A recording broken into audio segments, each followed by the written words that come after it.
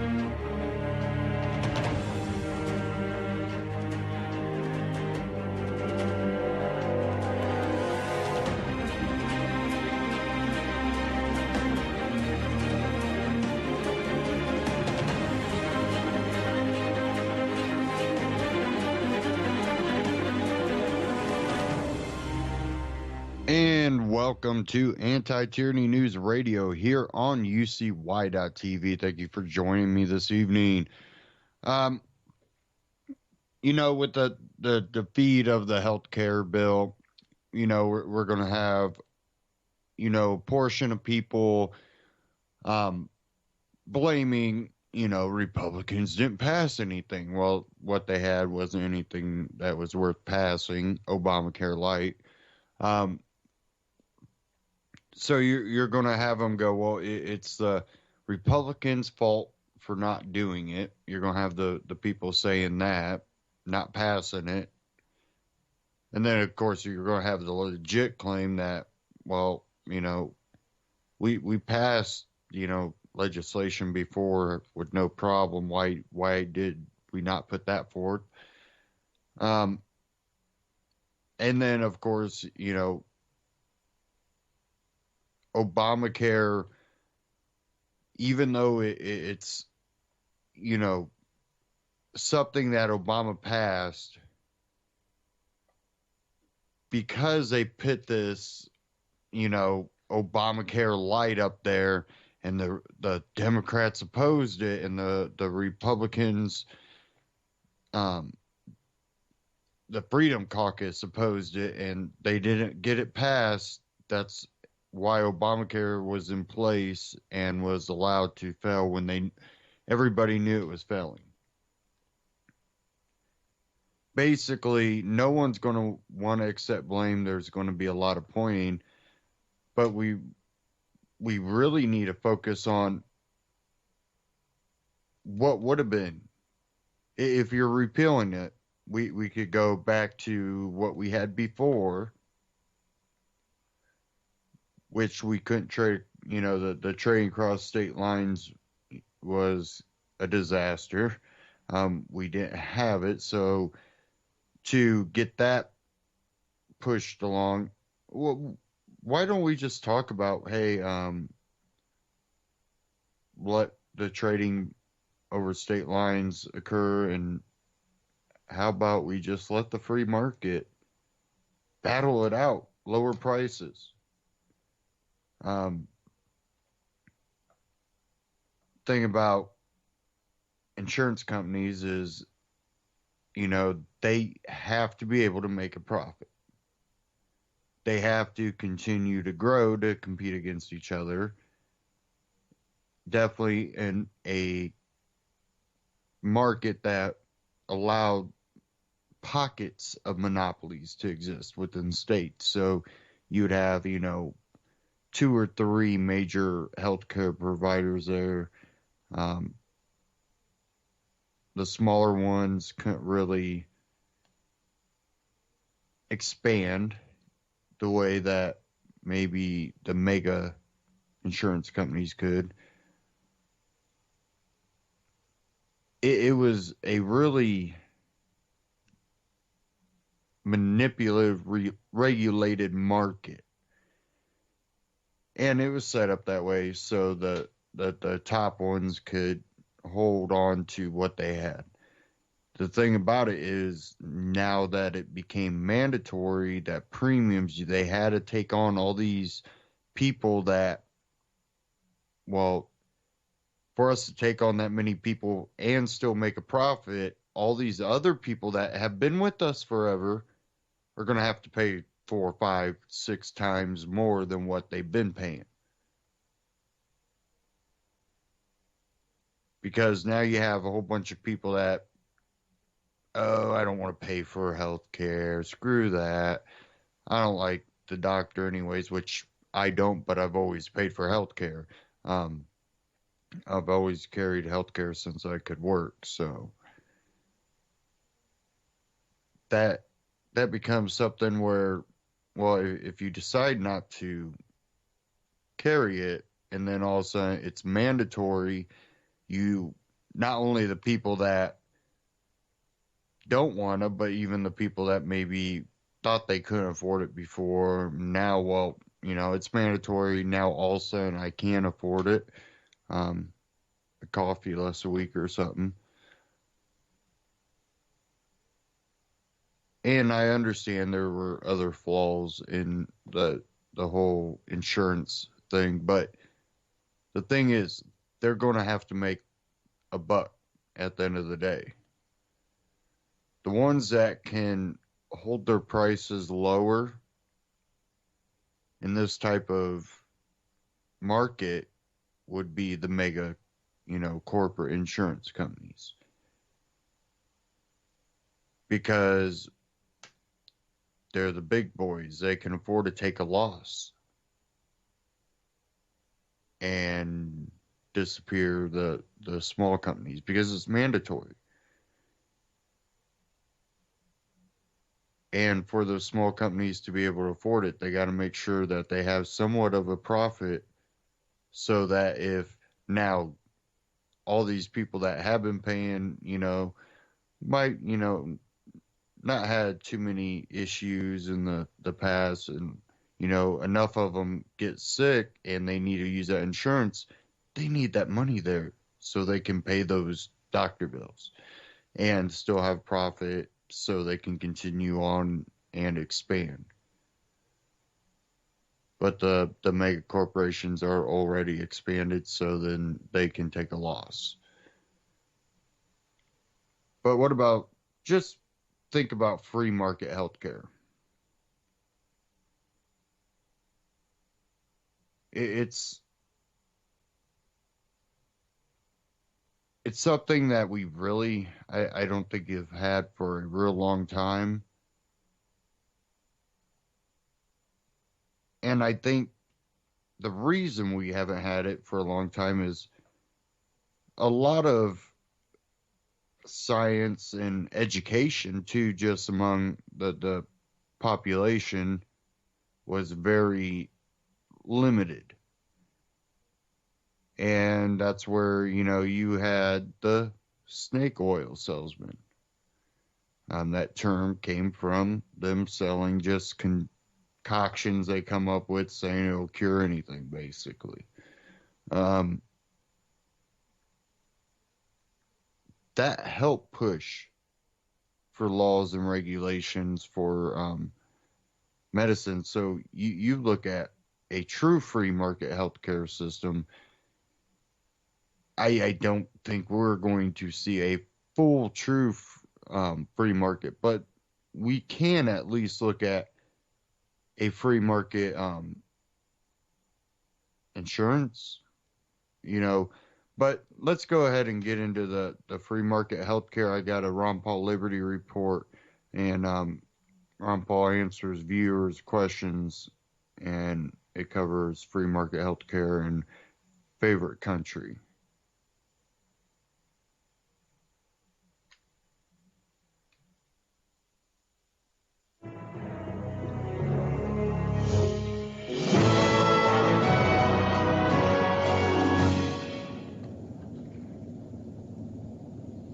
Hello, everybody, and thank you for tuning in to the Liberty Report. With me today is Daniel McAdams. Daniel, good to see you. Good morning, Dr. Paul. Today, I am told that I'm in the hot seat. Yes. Our viewers get to ask me a few questions, so I will do my very best to answer these questions. So what do you have in store? Have you received a few questions for me? I enjoy doing it because I think it's a lot of fun and I learn something every time. We have such a huge response whenever we put this out. We put it out just a little bit of time ago. We got so many good questions. You don't even have a cheat sheet I see over there. Oh, yeah, sure. So let's cut to the chase then, and let's take a look at the first question we have from our viewers.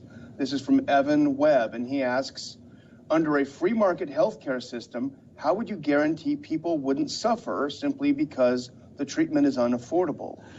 Well, my guess is that he probably has a hint on that answer for that, because if you want to worry about unaffordability of medical care, look at Obamacare and look at what the premiums are doing and look at the services. So yes, I think it's an interesting question because I've had the experience of practicing medicine both in when it was still pretty free market. And I got out of medical school in 1960, so that was still before Medicare and Medicaid. There was some government, but it was minimal.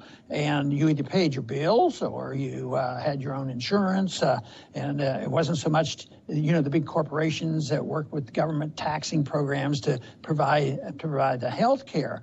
So it wasn't a worry. I think it's a worry now that it's unaffordable when you either can't get it or cost too much, and that's been a consequence. The more government we've had, the more expensive it's been.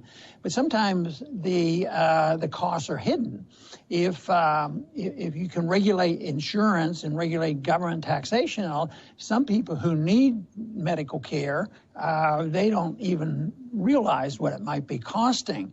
But if you want to have the maximum amount, the best medical care, you have to have a freer market, and that's what we don't have. We have monopoly control of medication, of medical care, whether it's the drug companies or whether it's the insurance companies. So the first thing is, I don't think you can have, it's not going to be perfect. It never was perfect, even when there was a lot less government. So that doesn't happen. It's not going to happen. But if you want the best care, it has to be the way we deliver still a lot of products in this country in the market, where there's competition and where prices are always driven down rather than up. Even in medicine, we know when the market is there, market is working, there are people who are modest income people who really want to have LASIK surgery done or some plastic surgery done. And lo and behold, the doctors accommodate, they do it, they extend credit, they give discounts, and prices keep coming down. And that's what would happen in free market medicine. But the scare tactic is they'll be out in the streets and nobody will have health care. And I've said so many times in talking about health care that one of my first jobs after I got a medical degree was working at the Santa Rosa Hospital in San Antonio. And it was a church hospital. And, they paid me, really nice little wage of $3 an hour. But I was learning. I was still just out of school. And but nobody ever got turned away. So I think medical care would be more extensive. The place where it's hard to argue this is where there's a mandated service and somebody has a serious illness and he has to change his company or something. And if you just allowed the market to work and say, oh, well, we don't want to cover you because you have a pre-existing condition, but that's all a consequence of government interference. If we were in a free market, we would be insuring our children very young. They'd pay insurance and hopefully never use it for 20, 30 years. The insurance companies could calculate that, but the insurance would stay with them, and it would be for catastrophic insurance, and you would never be paying for the office calls. When I started my medical practice in private practice in 1968, the office call was $5. But people had $5, and but it's the more the government got involved, the higher the expenses went. And when government is involved, everybody charges the most. The doctors get more careless, and whether it's an insurance company or the government, they charge the maximum instead of charging the least. And, the insurance companies charge lows, drug companies, the pharmaceuticals cost more, and laboratories charge more, hospitals charge more, and there's all kinds of things. But that is all a consequence of government. So if we want the best quality service at the best price, we ought to have enough confidence that the best way to distribute medical care is the same way we distribute so many other things, where prices go down, whether they're cell phones or your opportunity to buy a hamburger, Oh, my God, you're not going to distribute like hamburgers. but there's no monopoly control. There's competition, and there's too much monopoly control in medicine, whether it's the drug companies, the insurance company, healthcare, and the medical profession, because there's not a lot of people who know a lot about medicine could provide a lot of good medical care as long as they don't lie about their qualifications. So it's a real shame for us to look at it, those of us who understand the market and medicine, on what has happened. And right now, I don't see a quick solution coming with the debate going on in Washington right now. That's for sure. Well, let's go to number 2. This is from, if we can get up on the screen, this is from Liberty Kid, and it says, how can we have tax reform without spending reform? Is it worth not cutting taxes if we will not cut spending? Good question. Well, there was a little talk I gave on the House floor once that spending is a tax. So it is, we do separate the two. The spending is here and the tax is up here. You spend too much, you tax. But it's not that simple, because if you don't have the money, you borrow the money, and that's a cost, and somebody else pays for it later on. A 10-year bond, people in 10 years pay for it. But what if they still don't get enough borrowing? The system is they just print a treasury bill in a computer, really, and they create the money out of thin air, which is a tax. So it's a cost, and it's immediately there. But the reason why this is an interesting question is the important thing is the spending. If we don't deal with the spending, then we're always going to have a tax problem. So but the question does come up in a practical sense of, the argument, and sometimes the supply-siders versus the libertarians will say, and some will argue, well, you can't lower taxes because you'll increase the debt. And there's some truth to that, but somebody might argue, yeah, but you're increasing the debt, but you're delaying it, and it keeps the bubble going for a while longer. But I think the biggest problem is the spending. And I keep reminding myself, all spending is a debt. It always gets paid for, and it's always paid for unfairly. The rich don't pay for these things, even though they pay more income tax.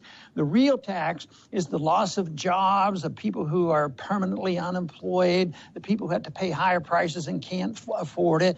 And right now, there's hollering and screaming. People don't have enough money to pay their bills. And of course, the government tells us there's no inflation, so they don't get any cost of living increases in their Social Security and different things. But there's a lot of inflation.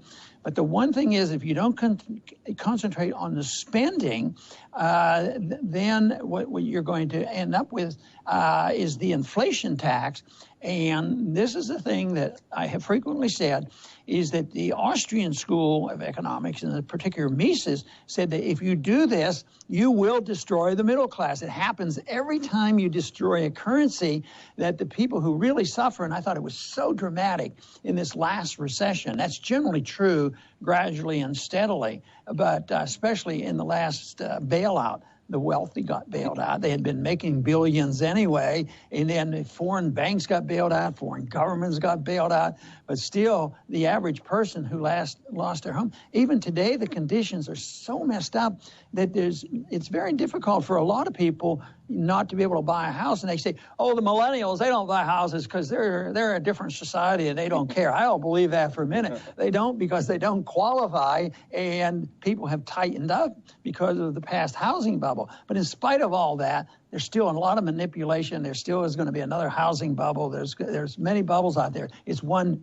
big bubble, and it comes from this whole question of taxes and spending. But my rule in Congress was, if I had just a vote to cut taxes and don't deal with the spending, I would vote to cut the taxes. And somebody would say, well, you'll increase the deficit, but it won't matter whether you, if you don't want to increase the deficit and you can't raise the taxes. But if people keep spending and taxing the people through inflation, there's always going to be a tax there. But I would always vote to lower taxes because I think that's the real culprit.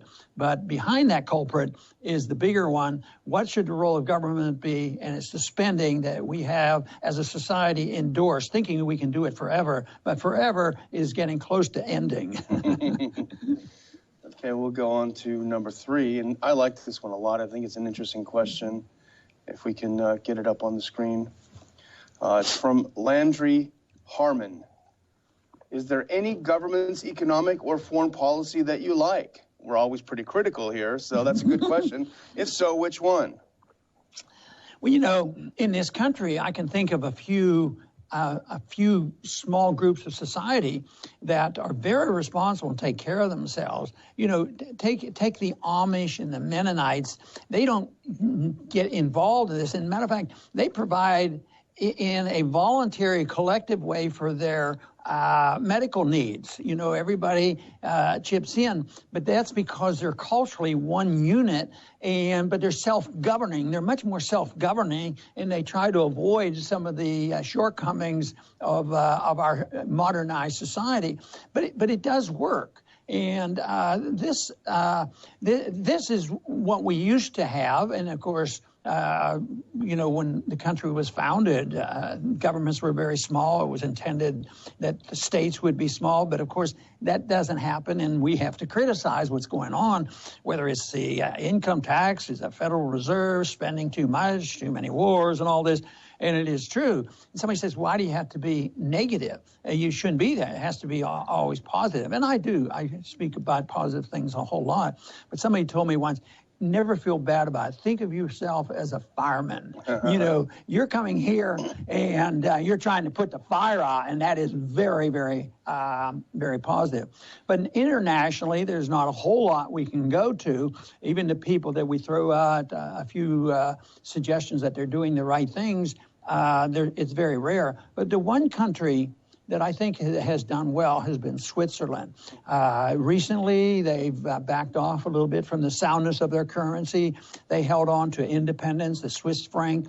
You ever look at a chart someday of the comparison of the Swiss franc and the U.S. dollar since 1971, and it's straight down for the dollar. And the Swiss franc has been a much stronger currency.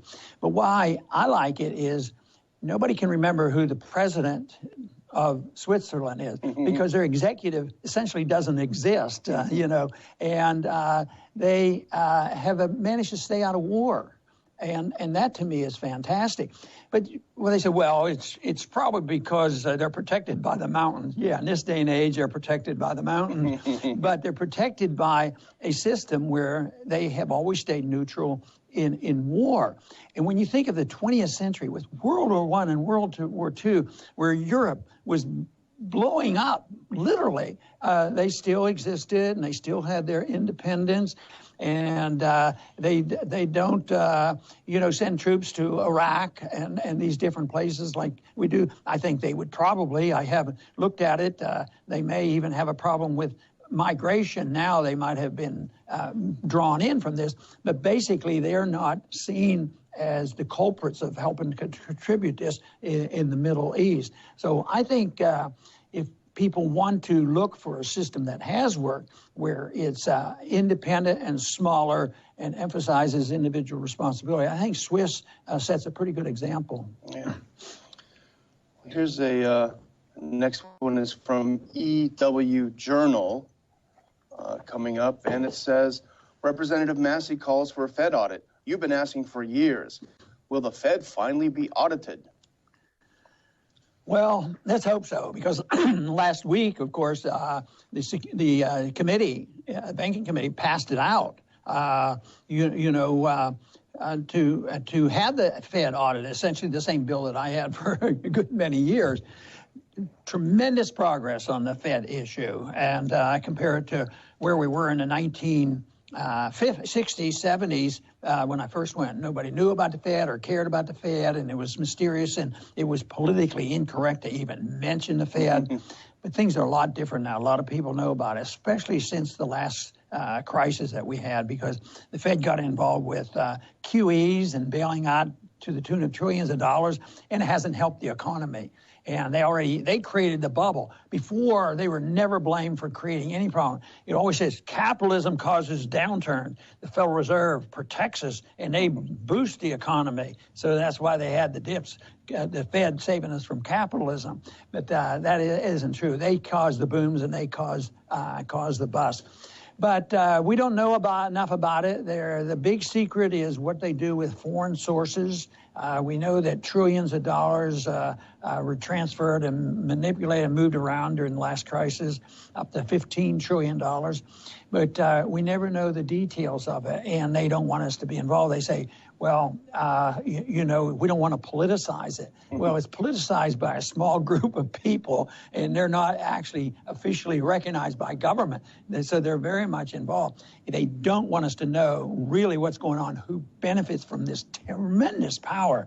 And our central bank, the Federal Reserve, is much more powerful than any other in the history of the world, because now we have the most globalistic economy ever, and the dollar is still the kingpin, but although not as strong as it used to be, and it eventually will fail. And that's why we need to know about it. Will they really get a thorough audit? I have my doubts. Let's hope. But sometimes, presidential candidates will say they support something, and then they fade away, and they have a different opinion, even on medical care. And right now, although our current president said he'd go along with an audit, we'll have to wait and see. We'll see even if the House leadership will allow it to come to the floor and be voted on. Then we'll go through the Senate, and then would the president sign this? And if a lot of people will support it if they know darn well it's never going to pass, because they know there's a lot of us out here now very concerned about the Federal Reserve, and we should know more about it. But I don't think it's an important question. It's important we keep working on that. It's important that we work to get rid of the Federal Reserve. But the odds of us getting the vote and the political momentum that we can challenge the banking system and the military-industrial complex, all these people, I mean, they're big-time supporters of the Federal Reserve. So the odds of us getting enough political clout in Washington to gradually wean ourselves off thing, I don't think it's not very good. But there's a very good chance that we may well see, and not the very distant future, that there will be an elimination of the Fed by its own doing. When I think of the elimination of the Soviet system back in the 70s and 80s, that it would disappear and it would be a benign event, not many people were saying it, not many people would believe it, and because it was a failure, economically it failed.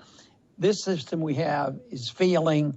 We have the reserve currency. It will fail. The big question is are we going to be smart enough as a nation, as individuals, to make sure our governments give us the right to use sound money, which has been traditionally for 6,000 years gold and silver. They haven't repealed that yet. So I think that there's room for optimism, but we still have important things to do. Thomas Massie deserves a lot of credit for the work he's carried on, all our friends who have pushed on this, and I'm glad they're still discussing it.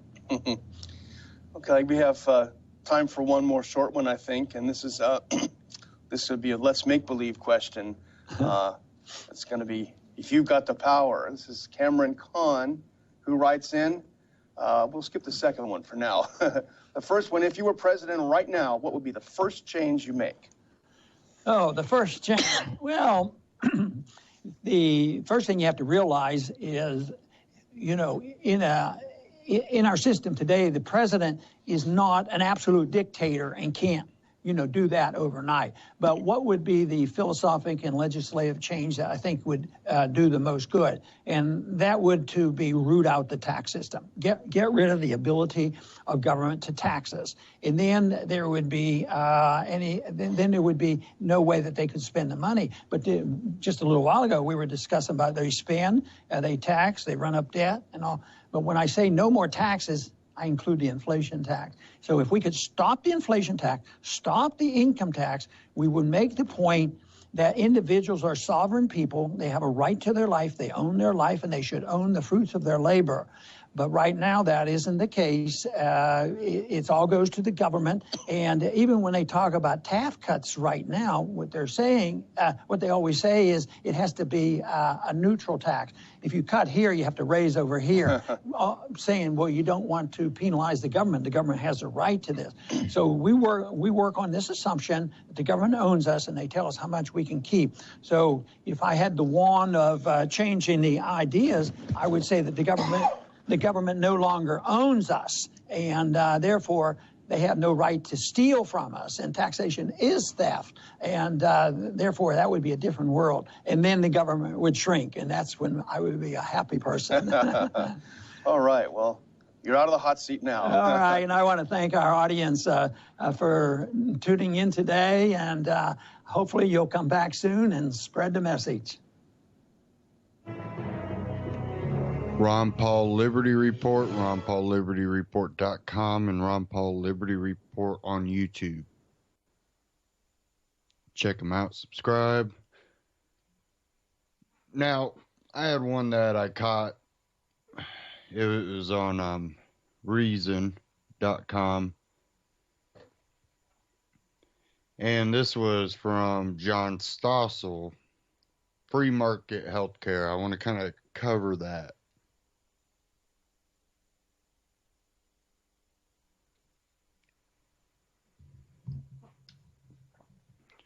President Trump and Paul Ryan tried to improve Obamacare. They failed. Trump then tweeted, Obamacare will explode and we will all get together and piece together a great healthcare plan for the people. Do not worry. But I do worry. Trump is right when he says that Obamacare will explode. Explode, implode, whatever. The law mandates benefits and other subsidies to more people. Insurers must cover things like birth control, alcohol counseling, depression screening, diet counseling, tobacco use screening, breastfeeding counseling. I wouldn't probably trust this system with that last one there. Some people want those things, but mandating them for everyone drives up costs. It was folly to pretend it wouldn't. Insisting, which many of us have pointed out before it ever got passed, things that they were already saying that we needed. We've made the arguments against a lot of mandating things, not just healthcare. Says insisting that lots of things be paid for by someone else is a recipe for financial explosion. Medicare works that way too. When I first qualified for it, I was amazed to find that no one even mentioned cost. It was just, have this test, see this doctor.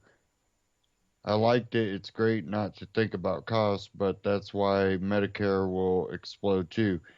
There's no way that in its current form, it will be around to fund younger people's care. Someone else paying charges or changes our behavior. We don't shop around. We don't ask, do I really need that test? Is there a place where it's cheaper? Hospitals and doctors don't try very hard to do things cheaply. Imagine if you had grocery insurance. You'd buy expensive food. Supermarkets would never have sales. Everyone would spend more.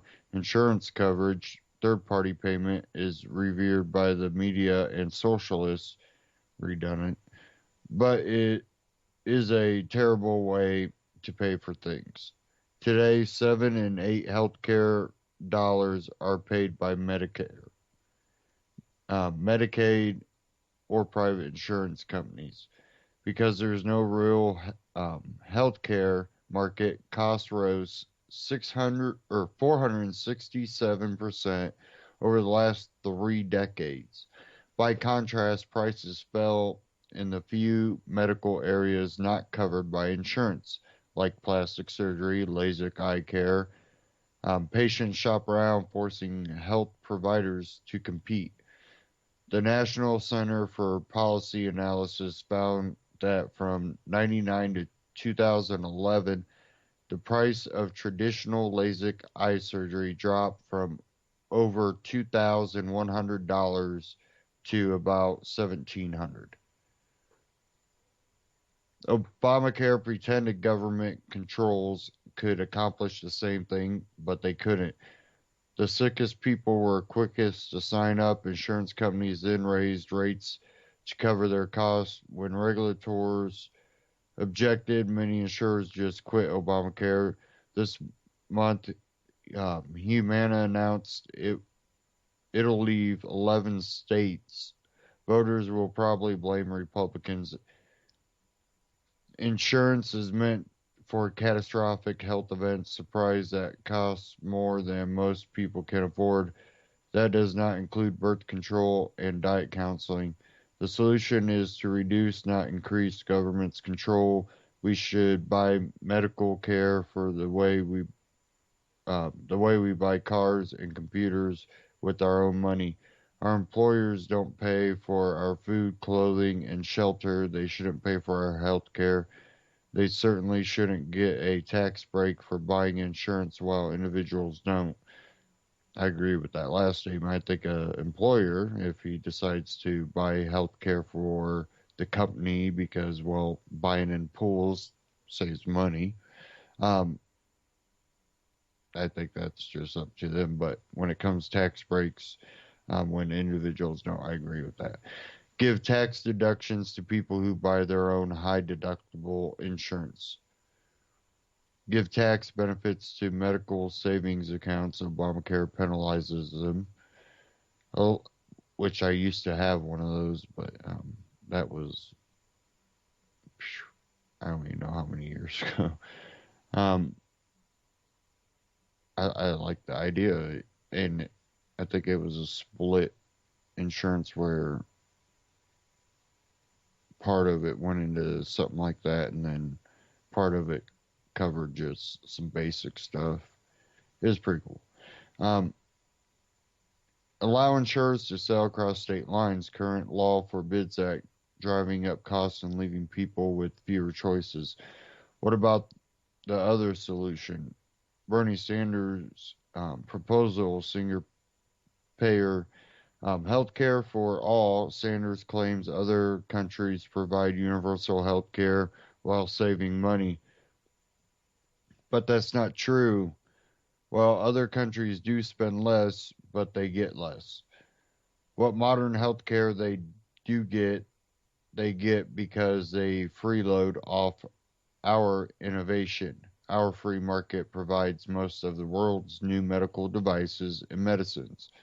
Also, single-payer care leads to rationing. Here's a headline from Britain's Daily Mail. Another NHS horror story from Wales. Dying elderly cancer patient left screaming in pain for 9 hours. Britain's official goal is to treat people 4 months after diagnosis. 4 months. That's only the goal. They don't even meet that standard. Bernie Sanders' plan has been tried and it's no cure. If it were done to meet American expectations, it would be ludicrously expensive. In 2011, clueless progressives in Bernie's home state of Vermont voted in universal care, but they quickly dumped it when they figured out what it would cost Didn't Bernie notice? It's time to have government do less. And again, that I found that at reason.com. Free Market Healthcare by John Stossel. And, you know, one thing that doesn't get brought up enough when it comes to this is what about people that are more naturalists when it comes to their health care? If you want to get all these, oh, your blood pressure is a little high, let's go ahead and put you on, this blood pressure medication over here, and oh, you get migraines, we'll put you on this. Oh, you got the cold, we'll give you this. Well, what about the people that, get through that stuff with natural, they go to a naturalist or whatever. Oh, well, then we'll have to regulate that and make you have to go to, 20 years of school to become a naturalist. It's just let the free market deal with it. And I think that at the end of it, we would see more options and really a lot more information to go off of, because even though there already is, definitely when it comes to just, diet and everything, when it comes to your health, we don't really question that, other than we don't really get down to the roots of it too much. We'll poke and prod at it. Oh, strawberries might do this for you. And that's all you hear about it. Oh, coffee's good for you, coffee's bad for you, coffee's good for you, coffee's bad for you, coffee. Well, it when you have the results, and I think there's been a lot of studies that have looked at things like that, and it really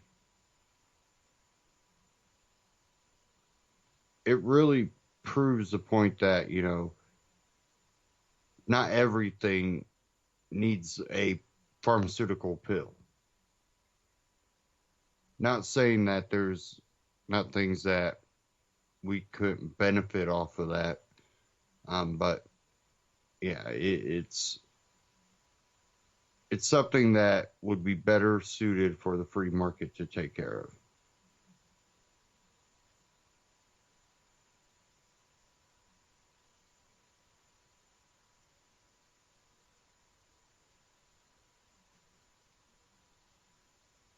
Okay. I wanted to move on if I could find it here.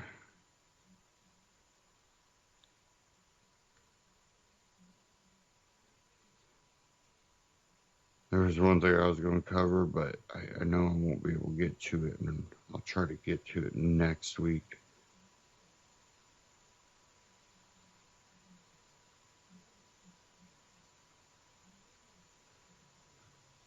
Okay, I'm just going to manually search for it here.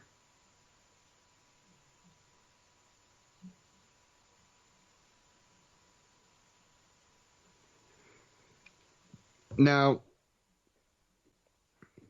I've been getting kind of aggravated because the word libertarian has been thrown out a lot, and it's been getting to me. I even kind of ranted on social media about it a little bit. And it's not to say that I don't want people that might not be libertarian minded to have libertarian ideas. All I'm trying to do is point out differences. And many of my listeners already know, I like the Constitution for its historical value.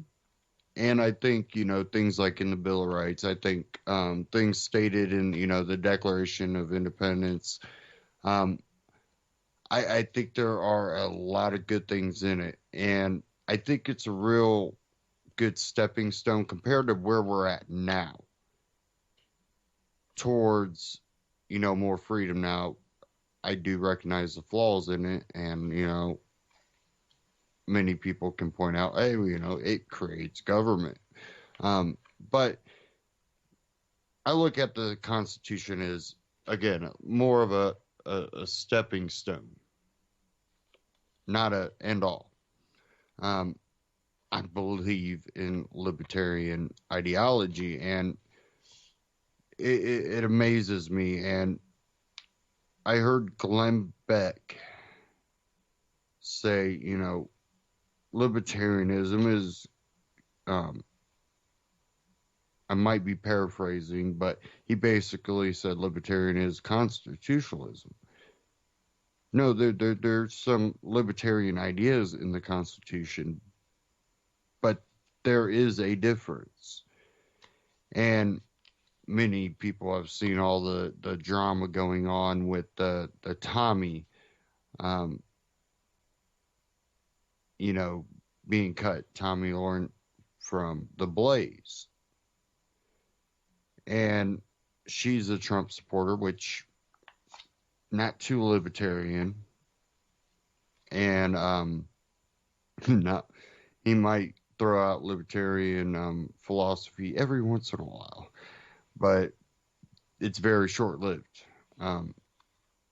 He's made many comments that we have pointed out on this show that are nothing, not even constitutional. I don't think Trump is a constitutionalist.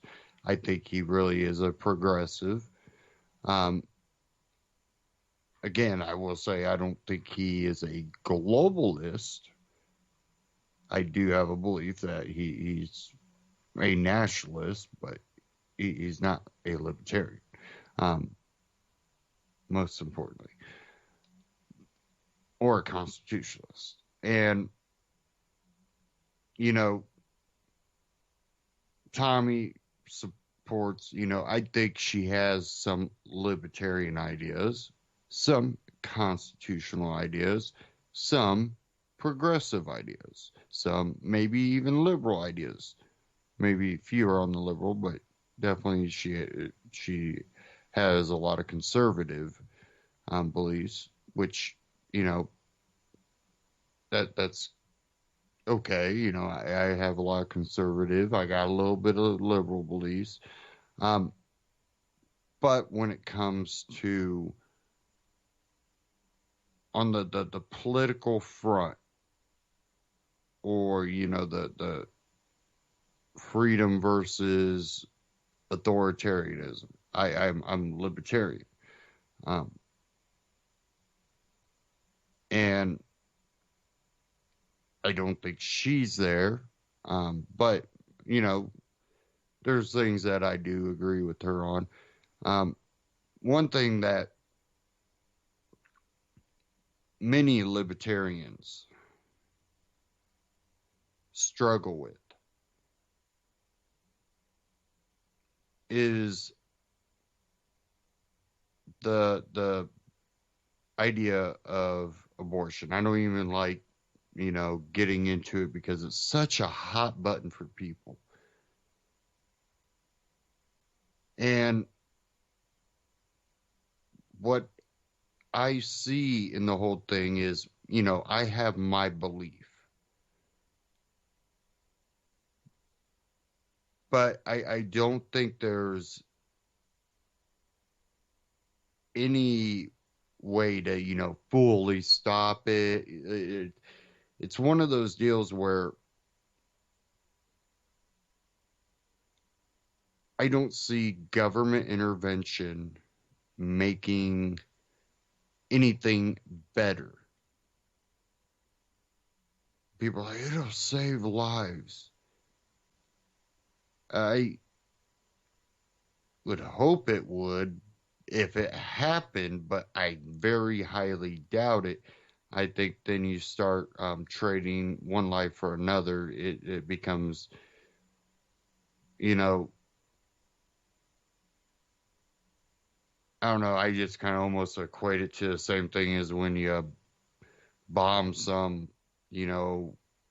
event over in some other country to get that one guy, but you take out the whole, the whole event just to get that one guy. We got the guy. You know, we saved people's lives because we got that one guy.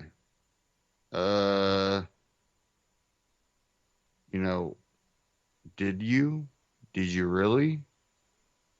And that's where, I've come down to it is I personally I don't like the idea of abortion. That's not my cup of tea. But also, what am I going to do? Detain every pregnant woman? They're no. That's wrong. So you realize that, I guess, for me, I don't see a way to help the situation government wise. And I'm for limited government. Really, I don't believe in government because I don't see it doing good things. I see it harming people. And I think they don't solve problems, they compound problems. I think love, understanding, and respect works a hell of a lot better than what they might be able to do. And so when Tommy made that comment, Glenn Beck tried to call her a hypocrite. Well, there's a lot of libertarians that are pro-life. We don't want to see abortions happen. We wish we could, magically stop them all. But to do that and feel good about it, you couldn't harm others in that, the ends don't justify the means. And when you go, well, we're going to use government for that, that doesn't rub a libertarian the right way. So when she made that comment, that was a libertarian comment. And then I later hear Glenn Beck make the statement that a libertarian's a constitutionalist. No, it's different. And that was a libertarian comment. She can say, I don't want, we could go back to when, you couldn't just go down to a abortion clinic and then you got women throwing themselves downstairs. People say they deserve it, whatever. That's a personal feeling, but, it still happens. Now you're going, well, she deserves it, but you still didn't save the baby. You see what I'm saying? I just don't see hatred and, that spite as being helpful. And so then, her show gets suspended and then eventually indefinitely. And then I see that she doesn't even have control of her Facebook page. The Blaze is claiming ownership of it, even though it's just her name, not Tommy, the show on the Blaze. It's her name. Her name for, I could understand them claiming ownership of it if it was Tommy, the show on the Blaze. But it's not. It's her name. It's her personal, person. Her moneymaker. But they're trying to hold that, hostage, basically. And, that just, if I was Glenn Beck and if I was sincere about how he plays himself on the Blaze, and I heard that we're holding her Facebook page hostage? No. That's not the type of company we run here.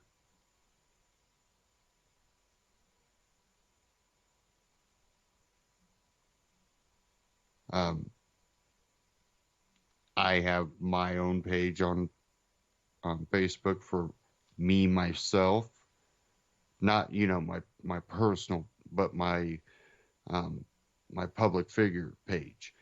And, even if I joined some major network, I will never allow them to own that. Now, if the Josh show, now, if you want to make a page for the show that I do on your network, then you can claim ownership over that, but you're not going to get my public figure page. And that's basically what they have done there. And I think that just doesn't sit good with me. And don't get me wrong, I think Glenn Beck has done good. He's done all these different serials. He's done some good teaching real history. Still don't think he understands, completely, libertarian ideology. I don't know. Maybe he does. I don't know. But this whole situation kind of rubbed me wrong.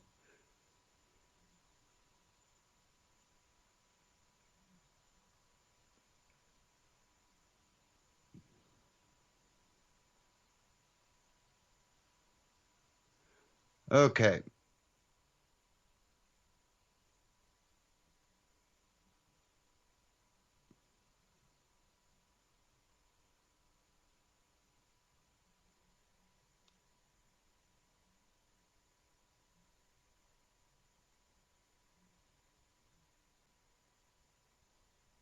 I'm going to maybe.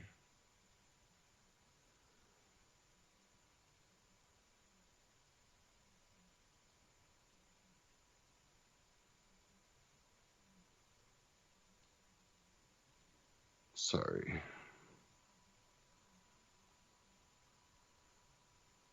Okay.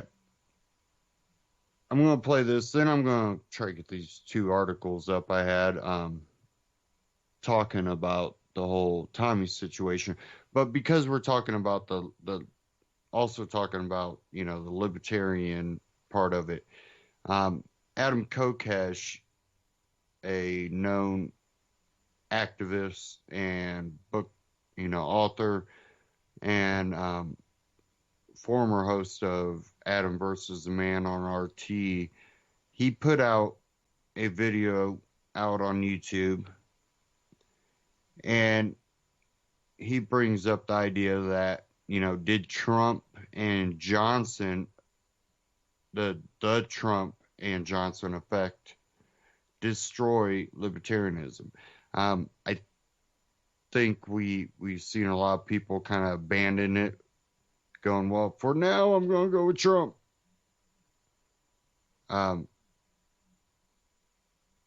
Which I think kind of,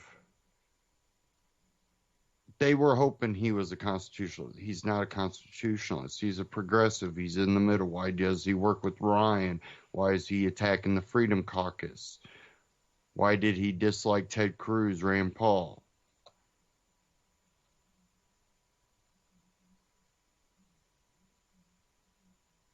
And he holds grudges. But let's go ahead and get into this.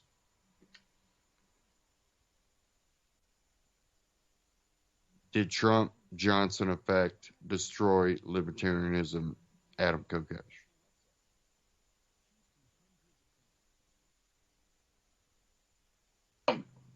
Freedom. It's not about me, it's about the message. And the people who get that aren't Trump supporters, because the emotional appeal, the appeal to personality, the appeal of belonging, you want to be part of the in crowd, you want to be one of the cool kids, is only possible with people who are psychologically deficient in this way. And yes, I'll say that about, either all these people involved that I'm mentioning are in some way, if they're really falling for this, or they're just taking advantage of the people who are.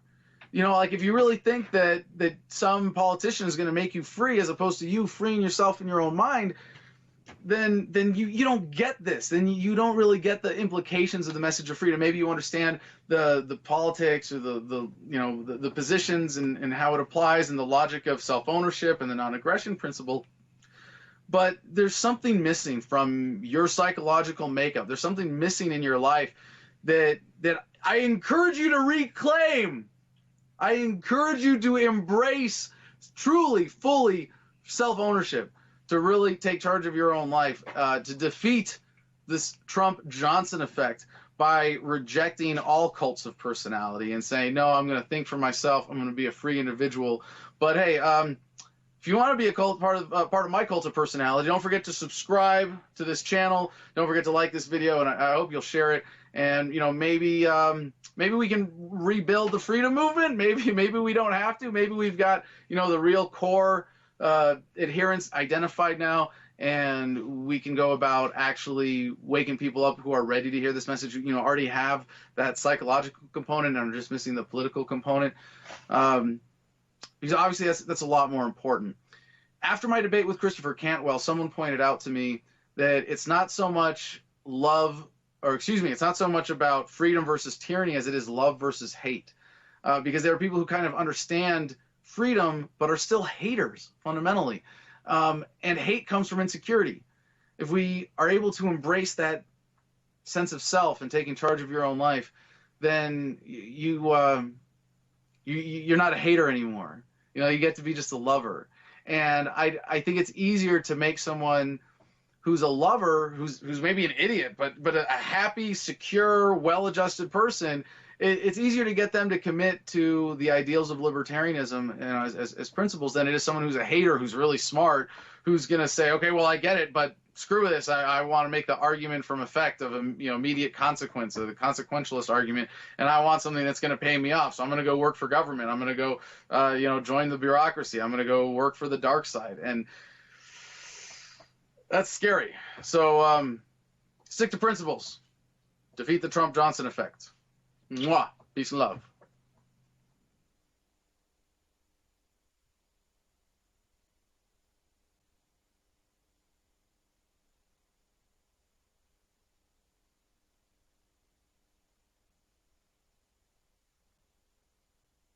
Sorry, that started off from the wrong spot there, but we'll get back into it.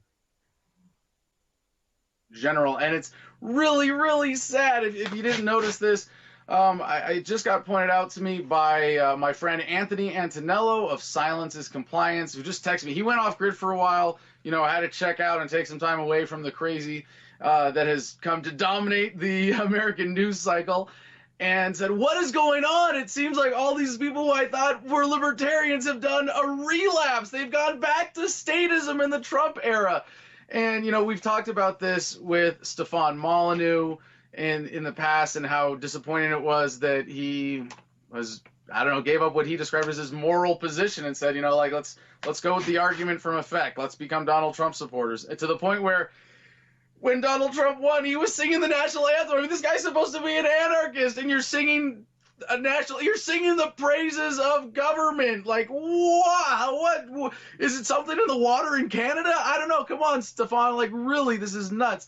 But first I got to point out the setup for this. With Gary Johnson as the LP nominee and Donald Trump as the GOP nominee, we had, as a movement, libertarians, we were faced with I don't think it was a difficult choice, but what for a lot of people was, because Donald Trump threw out a lot of red meat for libertarians. He said he was going to audit the Fed, right? He said that the Iraq War was a mistake. He said that, he might reopen an investigation into 9/11. He said he was going to challenge the mainstream media, and that he did. And I got to say, of all the things about Donald Trump, that is one that I really do truly respect and appreciate, that he has challenged the mainstream media and continues to do so. That is huge. However, like the old saying goes for sleazy politicians, when you see a riot, jump out in front of it and call it a parade, right? This was a trend that was already happening, that people were getting sick of the mainstream media lying, sick of the propaganda, sick of what was supposed to be their news outlets ending up as,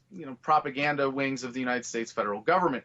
So, in a sense, he's riding that wave. He's taking credit for it. Anybody who would have won in 2016, even if it was, except maybe Hillary Clinton, would have been saying, yeah, hey, the mainstream media is full of crap. And we're, of course, Donald Trump did that with an amazing flair. And I think that's great. But it's not like he's telling people to go and, seek out alternative media sources or presenting some kind of different way of presenting information or anything like that. Now, I got to make a comparison between Donald Trump and Barack Obama, because like when Donald Trump said all these things, I'm like, yeah, that's great. The fact that he can even talk about 9/11, the fact that he's saying that the Iraq War was a mistake, that's huge. And it shows how far the American paradigm has shifted, how far people have come in their awareness in recent years. But remember, Barack Obama said he was going to end the wars in Iraq and Afghanistan, right? Now, what did he do? He had a surge in Afghanistan, and he kept troops in Iraq longer than they would have been there under President Bush's plan. We thought he was going to end the war on drugs because he's President Choom. Oh, yeah, he's a pot smoker. He's the interceptor. He's all that. Yeah. No. If anything, federal enforcement of the drug war escalated under Barack Obama. There was a resistance even during that era to states legalizing marijuana at the state level. He said he was going to close Gitmo, and of course military spending went way up under Obama. The surveillance state exploded under Obama. All these basic trends of government growing over time continued under Obama. So, it's kind of silly that we are falling for the same thing again, especially libertarians. You're supposed to be paying attention. You're supposed to have some historical perspective, and they're, Adam, Donald Trump is an outsider. He's the anti-establishment candidate. Well, that's what they said about Obama. But hey, you don't believe it? Okay, fine. Let's go back a little more. In the Republican Party, who was the last big anti-establishment candidate? The actor from California, Ronald Reagan, the Gipper, right? Turns out he was the least Reagan-esque of all presidents. He raised taxes. He passed gun control laws. He was divorced. He cut and run. He negotiated with terrorists. I mean, hello? Do you not see the pattern of being taken advantage of and disappointed by anybody who's in this political game, who's wanting to wield this power? I mean, it's ridiculous. So with Donald Trump, we see, like, even the immigration thing, and of course what's really sad is to see that so many libertarians who we like to think of ourselves as, as intellectuals, or at least as like people who think for ourselves, people who aren't swayed by personality. Well, I'm going to support Trump, so I'm going to start rationalizing his positions. I'm going to start making excuses. And now all of a sudden, we have all these libertarians who are for closed borders, who are for government borders. And it's like, hello, do you believe in government providing services, or do you believe in the free market? It's really simple. The only legitimate borders are private property borders. So to see all these libertarians all of a sudden turning into huge statists who hate freedom of movement, who want to see freedom of movement curtailed, who make excuses like, well, we can't open the borders because we have a welfare state. Well, that's like saying, hey, because I kicked your ass in a fight, you have to go beat up my little sister. Just doesn't follow. That two wrongs don't make a right, because the welfare state is wrong. Keeping people away from a certain geographic territory by force, it's not like that suddenly becomes not wrong. But I was, this is happening like all across the movement, and it's really sad. And I have to wonder, maybe just libertarians are humans too. We're not as rational as we thought we were. And really part of the temptation came from the juxtaposition of Donald Trump versus Gary Johnson, because Donald Trump promised, all these little libertarian things. Not little, but I'm big, auditing the Fed, the Iraq War, 9/11, drain the swamp, right? As opposed to like hire everybody out of the depths of the swamp, which is what he's done. Wow. So enough libertarians went, well, I don't really like Gary Johnson because Gary Johnson, wants me to, as a Jewish baker, to have to bake cakes for Nazis. The Nazi cakes scandal that the brilliant Austin Peterson brought into the dialogue in the Libertarian Party in this nominating contest of 2016, asking Gary Johnson if he would force a Jewish baker to bake cakes for a Nazi, because it was, would you bake a cake for a gay couple, the wedding cakes thing. And, Gary Johnson is not a libertarian. Like, we've gone over this. He's a libertarian-leaning moderate. That's okay. That is what it is. It doesn't win people over. It doesn't win elections. It doesn't even win votes, as we've seen in 2016. It's a losing strategy. If libertarians want to win, we got to win on principle. We have to understand those principles, and we have to stick to those principles. So Gary Johnson, with all of his anti-libertarian positions, forced a lot of libertarians to compare him to Trump. And it's like, well, Trump versus Johnson. And then they go, well, odds of winning. And, Gary's not really running a vigorous campaign. And, Bill Weld, all the problems with his running mate being, even more of a statist than Gary Johnson was, even though he called himself the original libertarian, which is silly. And I got nothing against these guys. I think Gary Johnson is a great dude, man of integrity. He's a friend of mine. Bill Weld, I don't really know him personally, but like I can't say I don't like him. He's a libertarian-leaning moderate, and that's fine. Not as good as being like an actual libertarian, because an actual libertarian is someone who embraces ethics as a guiding principle in their politics. Don't hit, don't steal, don't kill is not unless you work for the government. So, all that said, it seems like because so many libertarians went towards Trump during the election, now they're like stuck on supporting him and rationalizing stuff that he's doing. And it's like, no, you still have to oppose the president. He's the president. He's the one in charge of this violent monopoly called the federal government. So I wanted to pause it there because, I've been running into this with the healthcare bill. People that were libertarian and people that were constitutionalists, all opposing Obamacare, were like, "Oh, we gotta pass it. We have to pass it." And, he'll fix it better once we pass it. No. And we know that better repeal legislation had passed under Obama over and over and over and over, except Obama was not going to sign it. But then, as soon as we got someone that will sign a repeal, or supposedly will sign a repeal, Paul Ryan wants to put this Obamacare light up for vote, and then doesn't allow a vote because he didn't want to show that it wasn't just the Freedom Caucus, I think, which consists of 14 or 15 or something like that. And there were somewhere between like 16 and 18 or 19 outside of the Freedom Caucus, more moderate or establishment Republicans that still opposed it, said they weren't going to vote for it. Why Ryan took it off the table? Because he didn't want to show how much support other than the Freedom Caucus, or how much non-support there was for it. So he didn't want that to be exposed. That's why he didn't allow a vote to even come.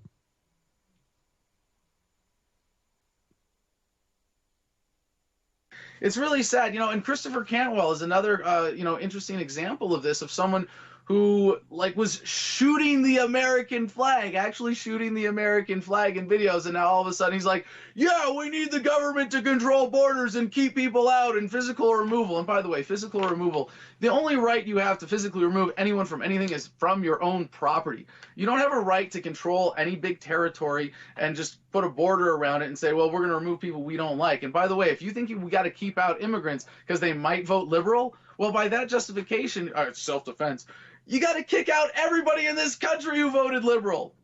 Oh, which would include Donald Trump supporters, because when it comes down to it, this former Democrat Donald Trump is a liberal. He wants big government. He wants a big state. He wants a security monopoly. And now he's working. I mean, you see his proposed budget. He's going to be increasing military spending. Surprise, surprise, because that's where all the power really comes from the military industrial complex and the ripoff that the security monopoly in that regard represents. So I was just talking to Gigi Bowman, just texting her about this, and it's really, really sad. Now, Gigi, I don't think was ever really a philosophical libertarian, ever got it at that, level of ethics. But she's telling me that now Tom Woods, Justin Raimondo, Thomas Massey, and Lou Rockwell are also supporting Donald Trump. Like, what are we this easily fooled? When it came to Trump versus Johnson, I told you, hey, between Trump and Clinton, it really doesn't matter. They're both big government statists. They are both going to carry on the growth of the state, and they're both going to perpetuate the status quo. Gary Johnson was the only one who would in any way really challenge that statist paradigm. Now, not completely, not as I would like and all of that, but also voting for Gary Johnson would have been building the Libertarian Party for the long run. And this is what's so sad about seeing these people who have fallen for the Trump-Johnson effect is that they've had all this, they could be putting all of this effort that they're putting into supporting Trump, into winning converts, into converting Trump supporters and other statists into being libertarian, into thinking more about freedom as an ethical principle. And instead, they're defending the Muslim ban. They're defending all of his actions. They're like trying to find all these ways to say that Trump is a genius and a good guy. And you know what? I'm going to go out on a limb here. You know, you guys can put in the comments. Let me know what you think about where this is going, what you have to expect from Donald Trump. But I'm not hopeful, and I'll be happy. You know, you come talk to me in 4 years. Tell me if Trump's really radically changed things, if things have gotten radically better in Trump. And look, I don't doubt that he's going to be able to oversee a growth of the economy because he might be able to tinker with some policies and be able to remove some restrictions. I think that's great.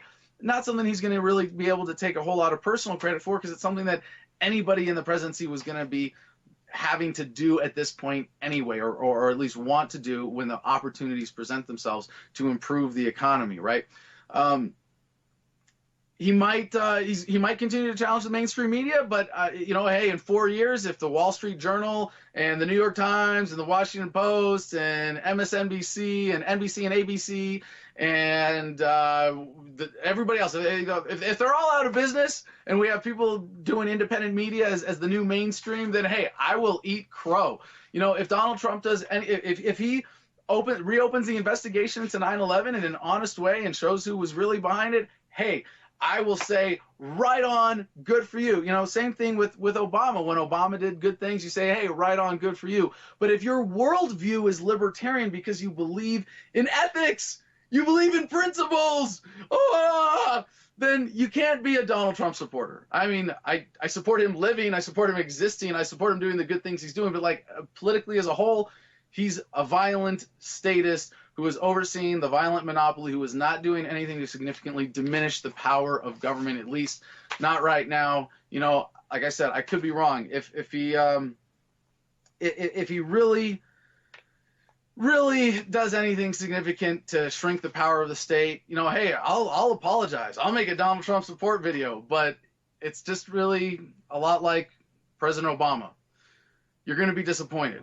And this whole Trump-Johnson effect thing, I don't know what to do about it, but I know that oftentimes we get a lot of fair weather libertarians, people who want to call themselves libertarian when it's cool, when it's trendy, but when there's an opportunity to, hey, our guy's in power, we're the cool kids now, you know, they go for that. And there's a really sad kind of emotional fallibility that I'm seeing here. I mean, either that or it's a lack of intellectual philosophical grounding, but I don't think that's the case with Stefan Molyneux. You know, maybe for him selling out to Trump was a way to get views, and it's worked.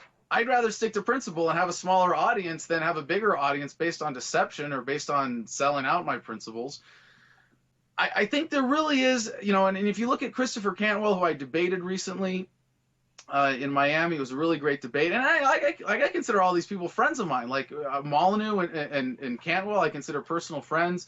Certainly Tom Woods. I don't really know Raimondo, Massey, or Macwell that well personally, but like I like them. I appreciate them.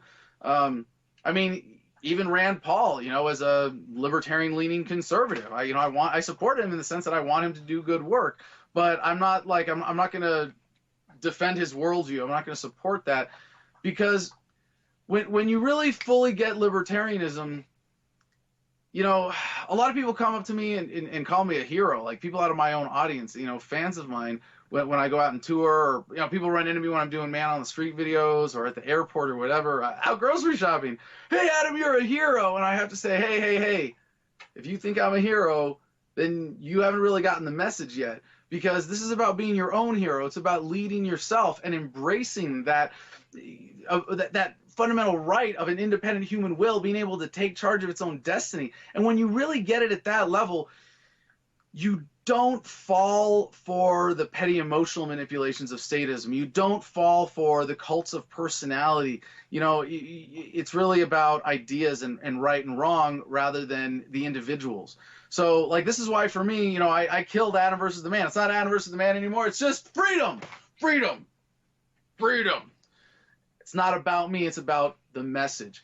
And the people who get that aren't Trump supporters, because the emotional appeal, the appeal to personality, the appeal of belonging. You know, you want to be part of the in crowd, you want to be one of the cool kids, is only possible with people who are psychologically deficient in this way. And yes, I'll say that about either all these people involved that I'm mentioning are in some way, if they're really falling for this, or they're just taking advantage of the people who are. You know, like if you really think that some politician is going to make you free as opposed to you freeing yourself in your own mind, then you don't get this. Then you don't really get the implications of the message of freedom. Maybe you understand the politics or the positions and how it applies and the logic of self-ownership and the non-aggression principle.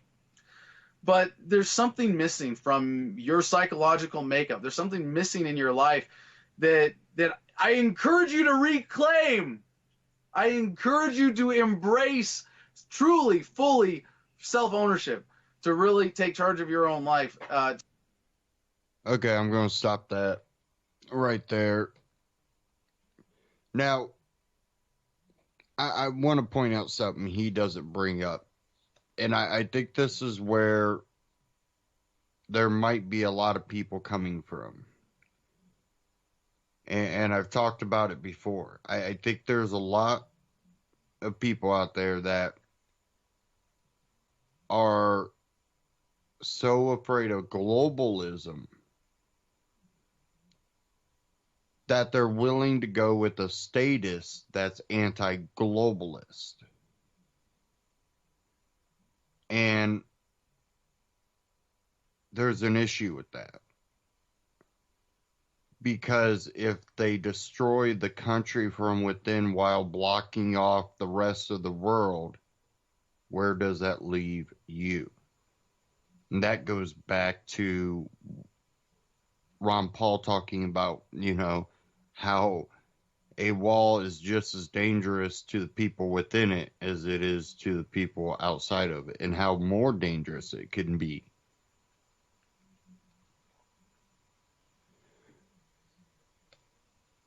So, when you see things like the Obamacare light bill, it would actually make things a lot worse.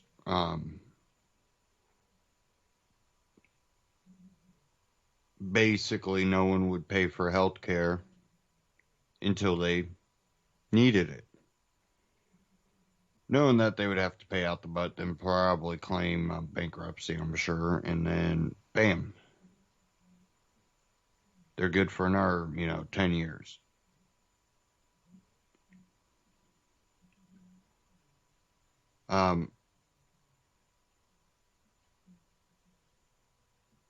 It can be a very tricky thing when you look at stuff that Congress tries to pass, because they will throw you bones, but when you look at the bulk of it, it's always horrendous. Let's just put it, plain and simple. These bills are usually horrendous. And,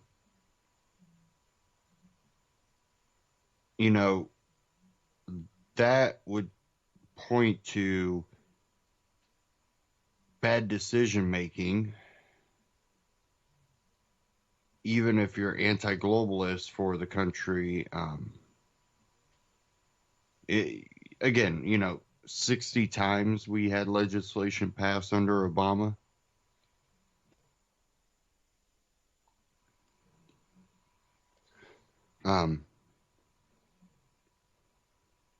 None of that got signed by Obama. Obamacare light. I want to cover a little bit of this Tommy issue here before I move on to the whole globalist part of this. But talking about the libertarian side, when it comes to the globalism, again, if you destroy the country from within, being anti-globalist is not going to be beneficial. But I wanted to talk about I had this article from The Hill, and I just wanted to cover this real quick.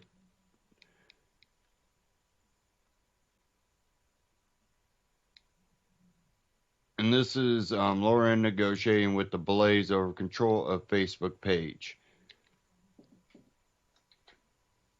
Conservative firebrand Tommy Lauren says she's in talks with the Blaze over control of her popular Facebook page that has more than 4 million followers.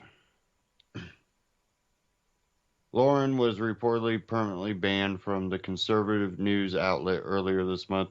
The Blaze owns her Facebook page, and founder Glenn Beck doesn't want to relinquish it, according to TMZ.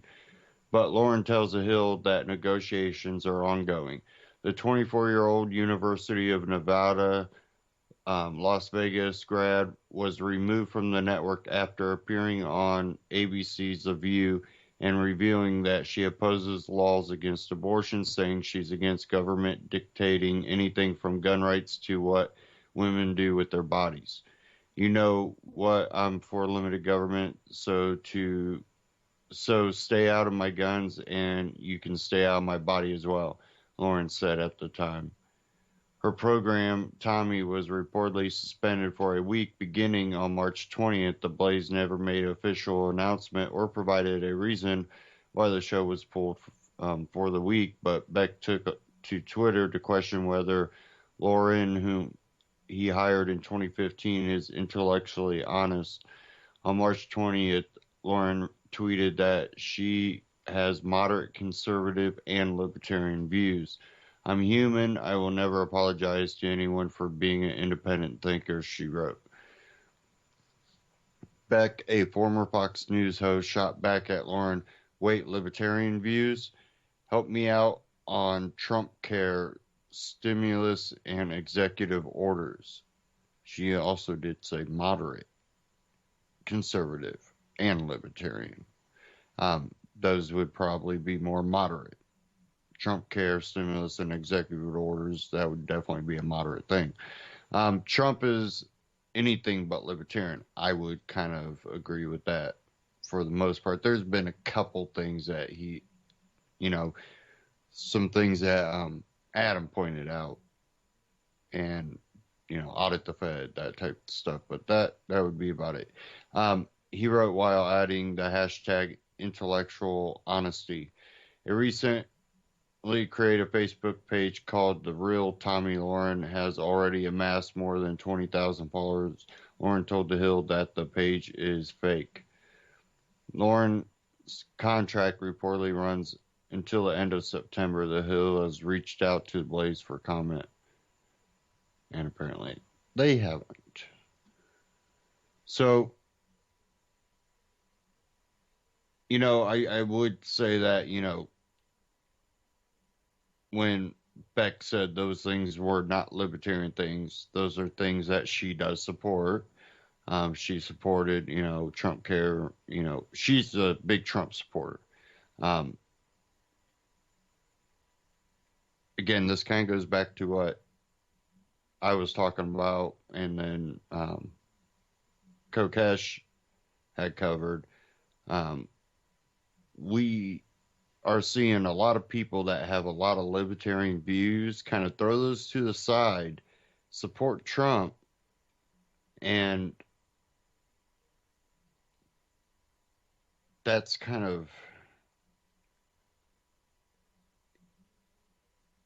I don't know if it's not intellectual honesty rather than short-term gain type deal. Again, she admits that she has moderate and conservative and libertarian views. So, I guess that would cover that. So she doesn't claim to be full out libertarian. I hope that maybe she kind of looks more into libertarianism. But I think how the Blaze handled it, how Glenn Beck handled it, was unprofessional. The way they did it. It's not it's not like she just said something that was just completely. She wasn't slamming the Blaze or the views of Glenn Beck, or she pointed out her personal opinion on that. But I just definitely, after Glenn Beck talked so much about how he lets his hosts have so much independency, and the moment she says that, bam, oh, can't believe she would say it. It sounds more like I don't know, it just not professional, and I think Glenn Beck kind of owes Tommy Lauren a kind of apology just for how everything was handled. You oppose her view. You have personal issues with her now because of her view. You don't want her on your network. The network, doesn't want to keep her. People don't want to work with her. Whatever the reason, you do it professionally. You create an exit plan. You give the option of the exit plan. And you don't go on your social media and your show after you pretty much unprofessionally, with no reason, not putting out an official announcement of why you pull the show without some exit strategy for the show. 1 week to, do your last show and not trash the network in it. There was no attempt at any of that. And then to go on social media and your show and kind of just try to call her out why she now just got yanked of any ability to defend herself in the way you're attacking her with a show on this big network, not huge network, but it's a network. And it just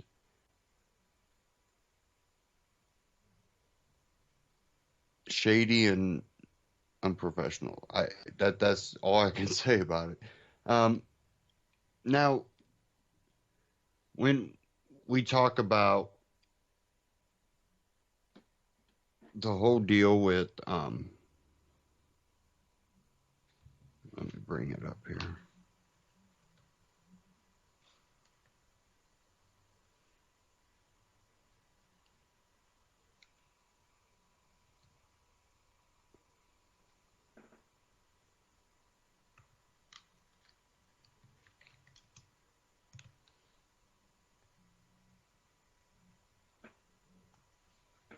I'm trying to find it here.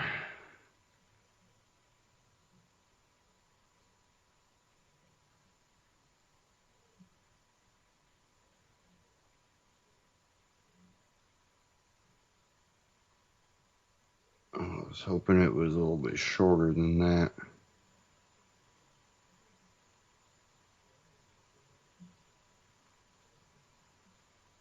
I'm going to play a partial from a Ron Paul Liberty Report. But first, I want to just play a little short clip of what this is going to cover. This little clip here is only 49 seconds. It isn't the end. A lot of people would like it that way. Even people on another continent, where the newly elected U.S. president was happy that the Brexit was taking place and has asked other countries to do the same. And if he goes on like that, I am going to promote the independence of Ohio and Austin, Texas, in the United States of America. It's business as usual in Europe. We must continue. We must forge ahead. That was Jean-Claude Juncker. Of course, that was a translator repeating, saying that he's going to promote and, push for Ohio and Texas to succeed from the U.S. He wants to break up if Trump promotes Brexit to other countries. And it was funny, as soon as he kind of said, the breakup of Ohio and Texas from the U.S., the German leader took her headset off kind of quickly. It looked like the German leader, pretty sure. Kind of like, whoa. It's one hell of a statement to make. I want to play this again here. I'm only going to play a portion of this from Ron Paul Liberty Report, covering what Jean-Claude Juncker talked about breaking up the U.S. So we'll kind of just start off at the beginning of the clip, and then I'll cut it off here. Thank you for tuning into the Liberty Report.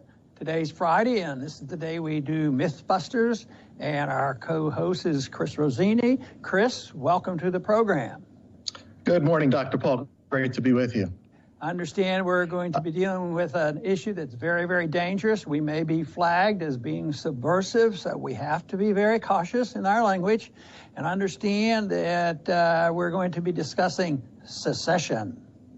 Yes, it's a very stigmatized idea, but we're going to go after it. And we had some help this week from the EU president, Jean-Claude Juncker.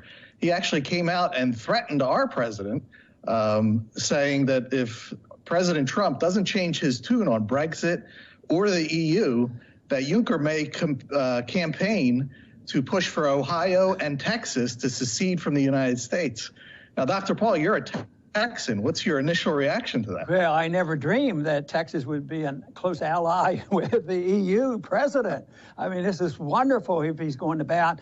But, I don't think Texas is quite ready. I don't think we're on the verge of secession, but we're on the verge of a very serious debate about what secession is all about. And I think there is so much misunderstanding about what secession is, because that's just a breaking up of government when it gets too big. Our founders certainly thought the British Empire was too big and liberties were being, abused here in this country. And so they sought out support for secession. And people, in the past, and we make fun, but there have been people in the past, maybe, hopefully not as much now, that if you even talk this way, you are a racist and something like this.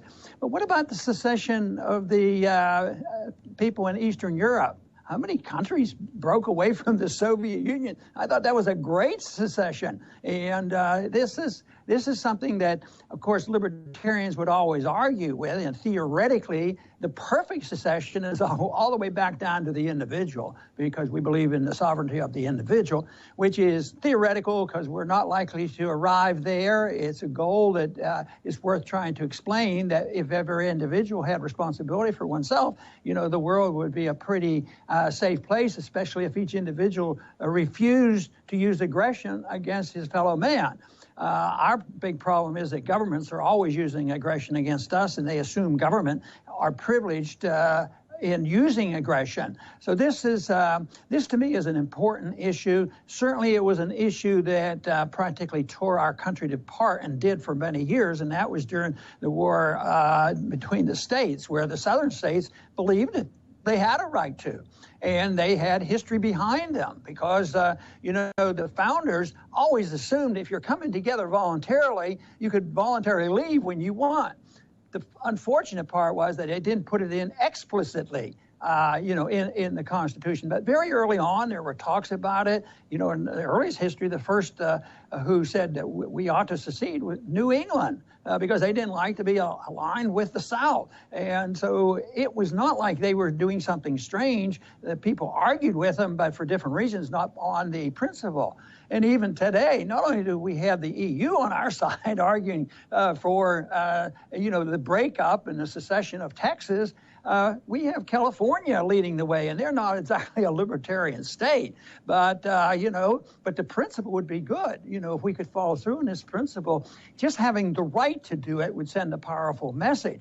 So if the right is identified there, those on the far left in California may have their ways, and those who are more oriented to free markets and sound money in Texas could have their way. So secession, is a great idea. It's just a shame that people look negatively on it.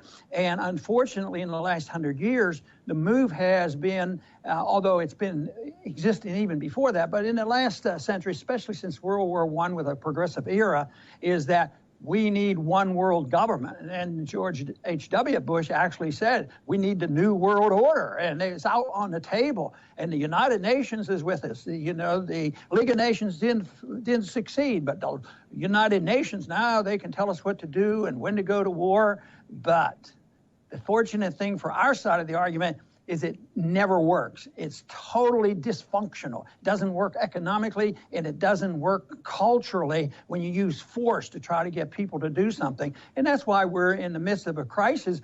But this is the proper debate. Do states and smaller units of government have a right to leave? And they should have the right to leave. And big government is not the source of liberty. Big government is usually held together by force, and then the people who want power and the people who want money usually end up with the control, and it usually destroys the middle class, leading to revolt. And that's what we're seeing. We're seeing revolt in this country. We're seeing revolt in Europe, and it's called a populist movement. They've been fed up with government. The biggest chore we have as libertarians is present the alternative to the system we have today, because the system is crumbling, and it gives us an awfully good opportunity to present the case for liberty and small units of government. Yes. Now, every government, they love to see themselves as the permanent one. They're the chosen ones, and they're going to be around forever. But any quick look at history shows that that's not even close to being the case. Empires come and go. Unions of states, they come and go. They'll stay together while things are good, but once things turn economically, everybody races for the exits. So being that that's the history of governments going all the way back, Dr. Paul, shouldn't we expect that there will be secession ultimately at some point in the United States?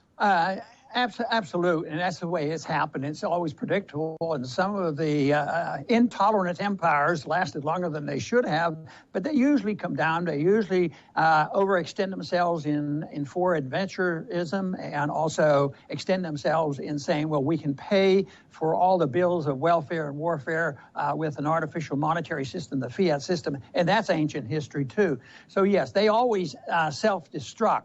I was thinking about this the other day. One of the way to sort of describe this need for the disintegration of a huge empire is the same thing in economics. When things get out of hand, there's too much debt, and people have been misled by artificially low interest rates. There's a lot of bad mistakes made, and we call it malinvestment. So nothing happens, real growth doesn't come back until you have the liquidation, the cleansing of this, which conventional wisdom of the last 50, 60 years is not to allow, the correction to occur. It's happening, it has been happening for decades now in Japan, and it's happening here. And I think this is a symbolic of a political liquidation. It's political power, and the power gets out of hands. It destroys individual liberty, which has driven mankind a desire for liberty over a long period of time. And there's always this justification: sacrifice a little bit of liberty for a government that will take care of us. But then when they get out of hand, they have to be liquidated, and that's what is ongoing.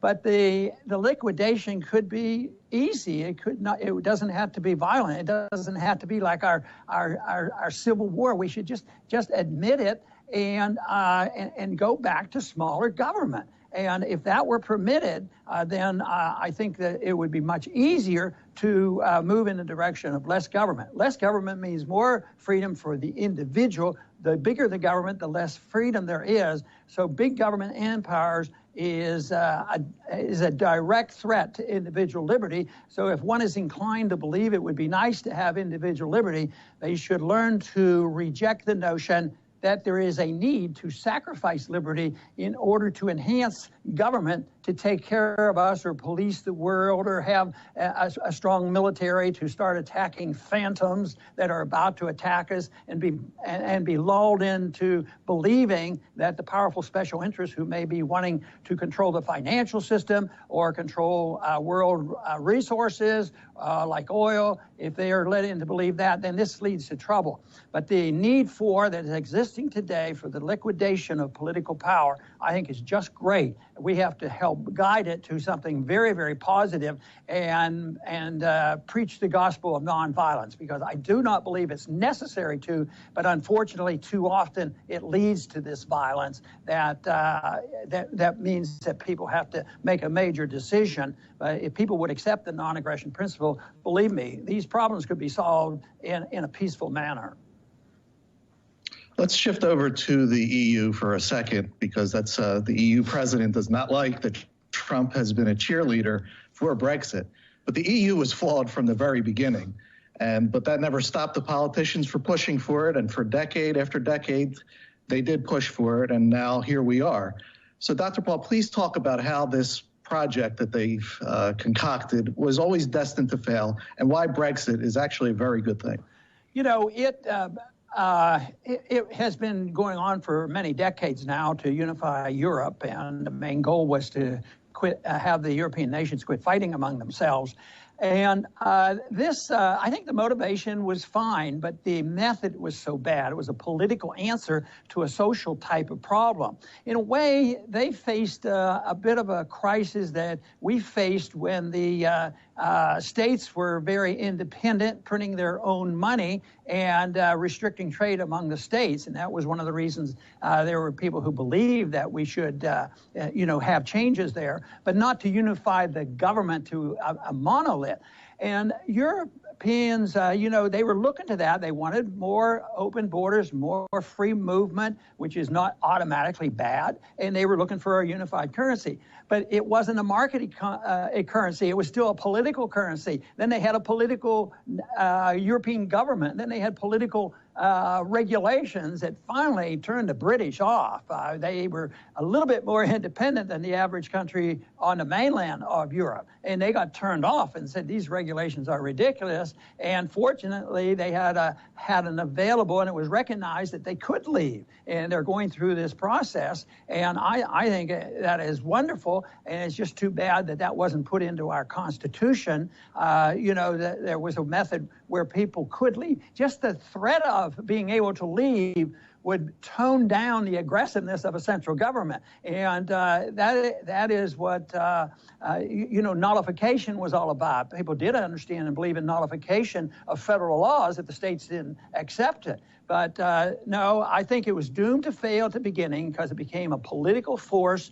And I remember very clearly as it was coming together, my first reaction to it was, I don't think it's going to work. I mean, the finances won't work, and the small countries are going to suffer. Then I kept thinking, there have been thousands of years of history. I'm just wondering, are the Germans going to get along with the British? Are the French going to get along with the Italians? Are the Spanish going to get along with, the various countries?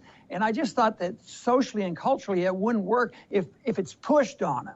That's why the libertarian approach of gracefully encouraging people to trade and encouraging the countries to have an agreement, like it's happened before without a one world government, that gold was money and people had to tie their currency to gold. It was never a perfect gold standard, but it's a goal worth seeking, because a perfect fiat standard only means you have to have a tyrant to run it, and the tyrant can be, world government. And that.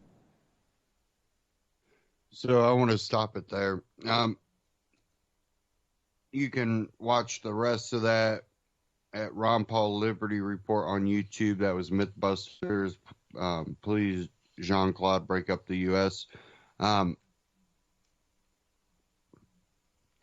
thing about it is we're not anywhere near that, I don't believe, but Texas would be probably the easiest one, being on its own power grid, and having a nice long border with Mexico, so if they wanted to throw a spoon of Mexico, that would. So when he, Unker, Junker, whatever, however you want to pronounce his name, makes a threat like that, he threatened the U.S. I don't know how else you put that, but I don't think that's what Ron Paul was, actually saying. But there has to be a way to be able to tame central government when you create it. And I don't think that was fully spelled out good enough, planned out in the Constitution, like Ron Paul said. Now, nullification or things like that. Succession at one point was recognized, even though it no longer is. After Civil War, people say, or even at the point of Civil War, say, you can't just secede. But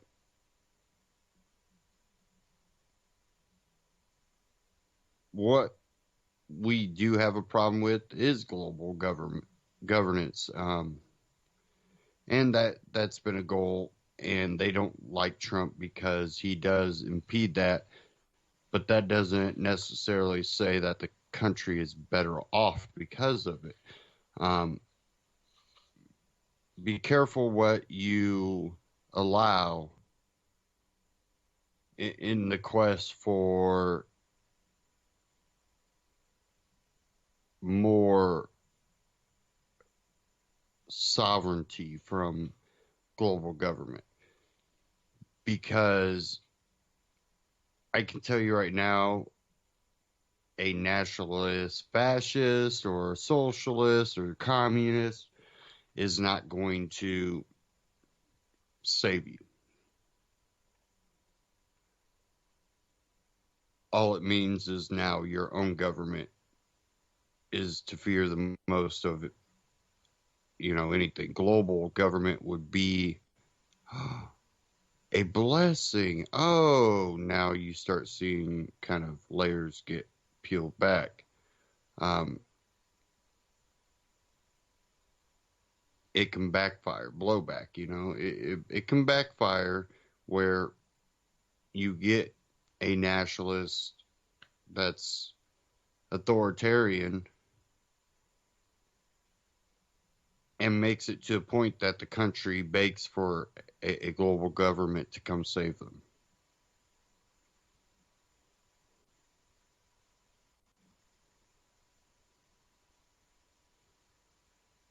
And this isn't a new technique either.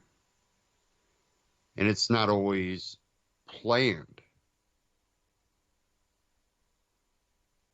But it tends to be the fallout.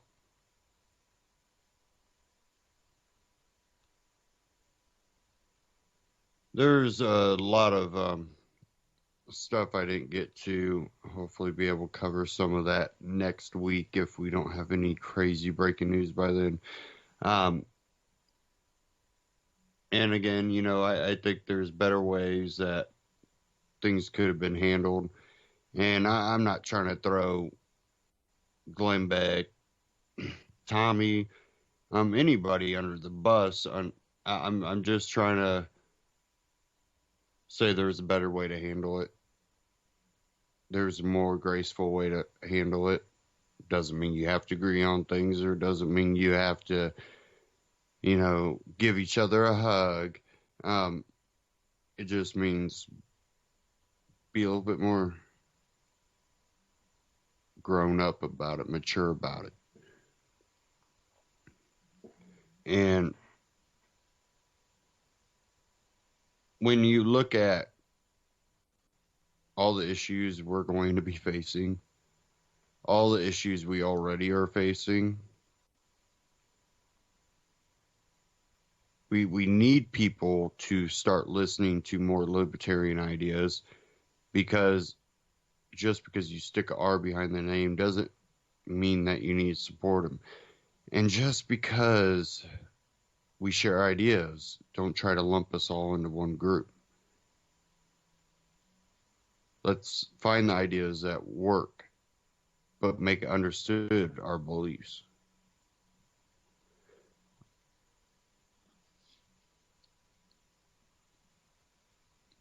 Whether it be globalism, one world government, or, you know, the globalist goal of a one world government or new world order, whether it be a national communist, socialist, fascist movement,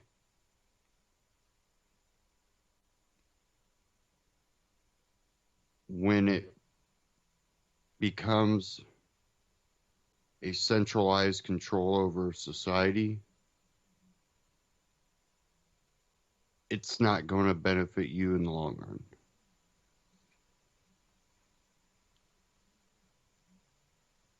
And to use government to force your way into social stigmas, taboos,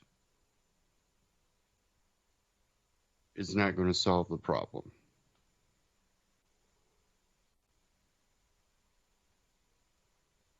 It's probably better that you be there, or you spread message that might deter people away from a behavior you believe is bad.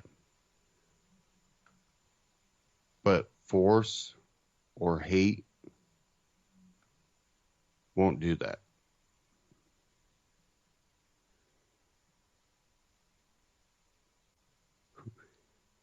For the freedom or liberty movement, we have a long way to go. But I think the people that understand the principles of freedom and liberty are still there, waiting to spark that fire, to water that tree. And once we get to that point, I think there will be so many sources of information and philosophy and ideology when it comes to freedom that it will spark a movement that just comes out of nowhere, bigger than the, Ron Paul movement, Ron Paul revolution.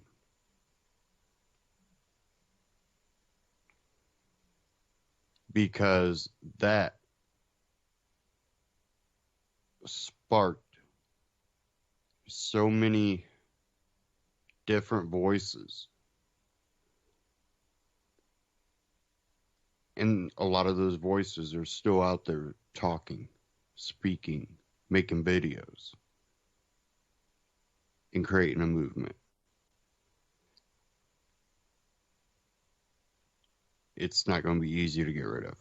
Thank you all for tuning in. Don't forget to go to ucy.tv, scroll down to the bottom, click the Amazon button, shop Amazon through ucy.tv, and UCY gets a little kickback to help cover operating costs on their end, and you get the same great prices, same great shipping rates, and just a little kickback, and that helps cover operating costs for the network. One of the networks that brings free speech right to your ear, unlike a lot of the mainstream media that likes to let you know what, I don't know, Bieber's doing or someone else. Real issues, real politics. You can find all that right here.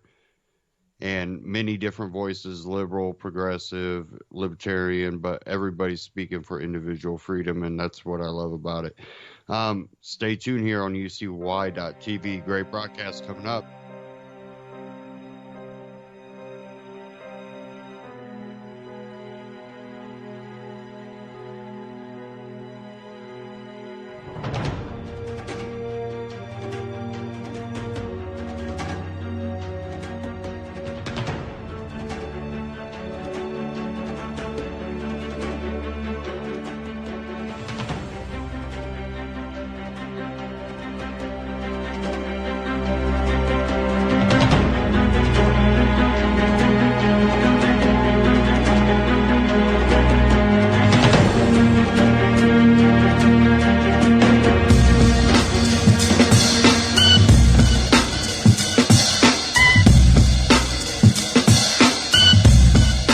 The Anti-Media Radio with your host Nick Burnby here on UCY.tv.